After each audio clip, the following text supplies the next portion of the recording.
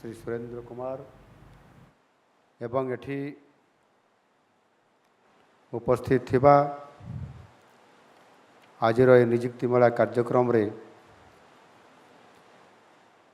समस्त आम विभिन्न विभागर वरिष्ठ अधिकारीगण एवं एठी उपस्थित थिबा जो माने आज नियुक्ति पत्र वर्तमान पाई आ जो माने नियुक्ति पत्र पाइबा पय अपेक्षा रे अछंती वर्तमान आपण माने पाइबा पय जाउछंती। नूतन भाव रे जो नियुक्ति आज नियुक्ति मेला रे पाइबा पय आपण माने एठी उपस्थित अछंती। समस्तंकु मु आपण मानकर सफलता पय अभिनंदन एवं शुभेच्छा जनाऊछि। आज एक विशेष दिन आपण मानकर पय प्रत्येक व्यक्ति पय कर्म नियुक्तिर दिनटी होछि सबुठारु गुरुत्वपूर्ण दिन। ये सबुदिन पय मने रहिबो।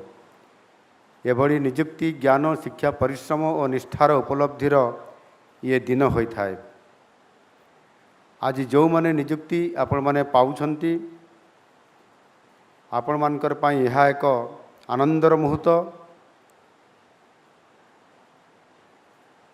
नियुक्ति पाइबा एवं नियुक्ति पाइबा पय जो योग्यता अर्जन करिबा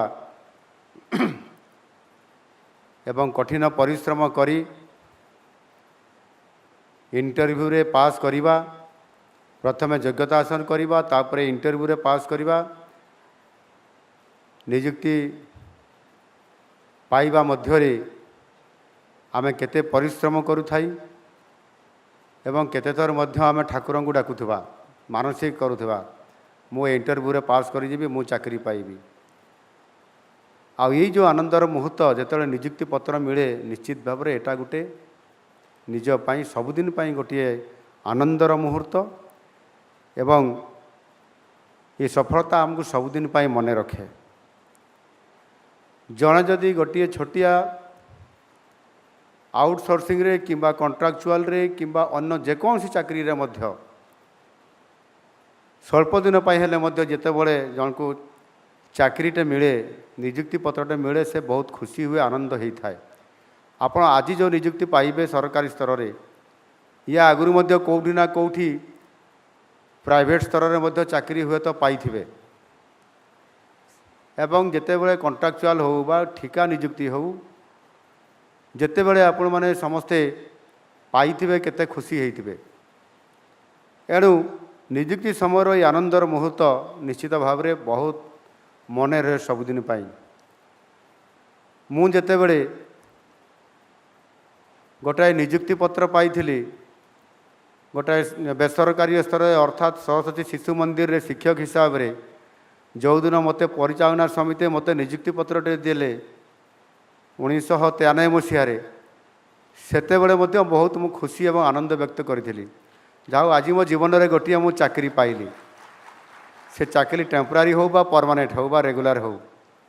एणु ये आनंद मुहूर्त को आम समस्ते निश्चित भाव में तार आनंदित हवा एवं तार सुखद अनुभव करवा ये वास्तव कथा अच्छी एवं केवल आपण माने निजे नुहंती बा मु निजे नुहे जेमिति नियुक्ति पाइला परे बापा माँ भाई भौणी बंधु बांधव संपर्क ठारू समस्ते ये सफलता पिछरे मध्य थांती एवं सेमाने मध्य सुखद अनुभव करि थांती।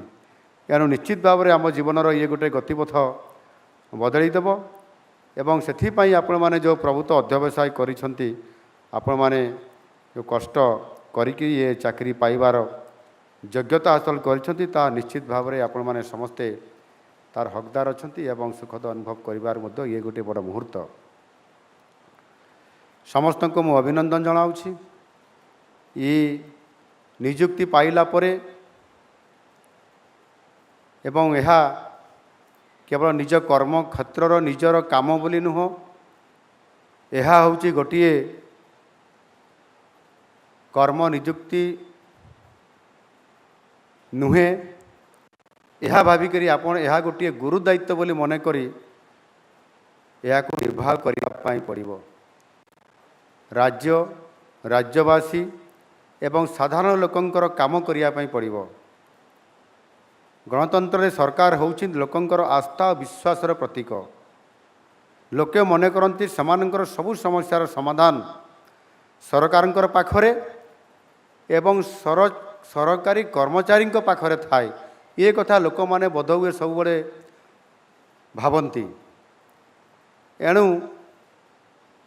ଯଦି ଏ କଥାର ଆମେ ଭିତରକୁ ଯିବା ତାହେଲେ ଇଏ ଆସ୍ଥା ପ୍ରକଟ କରିବା ମଧ୍ୟ ସମ୍ପୂର୍ଣ୍ଣ ଭାବରେ ଇଏ ଅମୂଳକ ଅଟେ, ମାନେ ଅମୂଳକ ନୁହେଁ। ଆମ ସମ୍ବିଧାନରେ ସମାଜ ଏବଂ ଲୋକହିତକର ଇଏ କାର୍ଯ୍ୟକ୍ରମକୁ ଗୁରୁତ୍ୱ ଦିଆଯାଇଛି। ସରକାର ଏ ସମାଜରେ ଯେଉଁମାନେ ବଞ୍ଚିତ ଅଛନ୍ତି, ଦଳିତ ଅଛନ୍ତି, ଶୋଷିତ ଅଛନ୍ତି ଏବଂ ଅତି ସାଧାରଣ ଲୋକ ଅଛନ୍ତି, ଯେଉଁମାନେ କି ତାଙ୍କର ଶେଷ ଆଶା ଭରସା ଆମ ପାଖରେ ରଖିଥାନ୍ତି ଏବଂ ସରକାରଙ୍କର ଯେଉଁ ଯୋଜନା ଗୁଡ଼ିକ କାର୍ଯ୍ୟକାରୀ ହେବା ପାଇଁ ଥାଏ ତାକୁ କିଭଳି ଭାବରେ ସୁଫଳ ଦିଆଯାଇପାରିବ, ଅର୍ଥାତ୍ ସମାଜର ଶେଷ ଧାଡ଼ିରେ ଥିବା, ଅନ୍ତର୍ଦ୍ଦୟରେ ଥିବା ଏ ବ୍ୟକ୍ତି ପାଖରେ କିଭଳି ଭାବରେ ଏ ଯୋଜନାଟି ପହଞ୍ଚି ପାରିବ, ସେଥିପାଇଁ ଆମମାନଙ୍କ ହାତରେ ସରକାର ଏକ ଗୁରୁ ଦାୟିତ୍ୱ ଦେଇଥାନ୍ତି ତାକୁ କିଭଳି ଭାବରେ ସଫଳ ରୂପାୟନ କରିବା ପାଇଁ। ଯଦି ଆମେ ନିଷ୍ଠାର ସହ କର୍ମ ପ୍ରବଣତା ଭିତରେ ଅସଂଖ୍ୟ ଜନସାଧାରଣଙ୍କର ମୁହଁରେ ଯଦି ଟିକେ ଆମେ ହସ ଫୁଟେଇ ପାରିଲେ ତାହେଲେ ନିଶ୍ଚିତ ଭାବରେ ଆମର ଆଜିର ଦିନର ଇଏ ନିଯୁକ୍ତିର ଯଥାର୍ଥତା ବା ସାର୍ଥକତା ହେବ ବୋଲି ମୋ ମନରେ ଏ ପ୍ରକାରର ଏକ ଆଶା ଭରସା ଅଛି।